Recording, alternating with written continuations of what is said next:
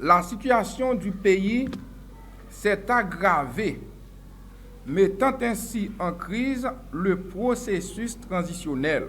Le refus de publier l'accord du 3 avril 2024 définissant et scellant le cadre normatif de la transition sème également le doute et interroge la bonne foi du CPT. Le refus d'appliquer les dispositions de cet accord relativement au cas des 3 conseillers présidents mis en examen dans l'affaire de la BNC crée un grand inconfort qui mine la confiance de la population et au sein de la communauté internationale elle-même. Il faut rectifier le tir, messieurs, dames. Tout d'abord, au fin d'une application stricte de la loi et en vue de susciter la confiance dans le processus transitionnel, la COREPAD-PEA recommande le retrait immédiat et sans condition des 3 conseillers présidents mis en examen dans le cadre de l'affaire de la Banque nationale de crédit BNC.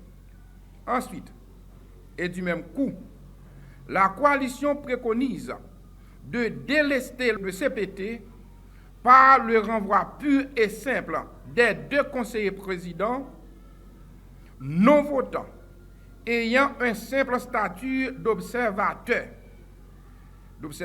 et qui, somme toute, représente une charge injustifiée pour le trésor public.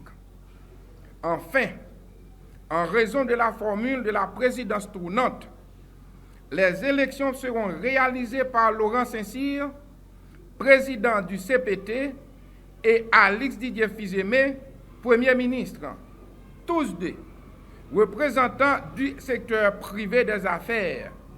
Avec ce duo, le pays ne connaîtra point d'élections non contestées, si ce n'est qu'elles ne pourront jamais avoir lieu, car elles n'inspireront aucune confiance. Afin de prévenir une telle situation, la COREPAD-PEA propose 1.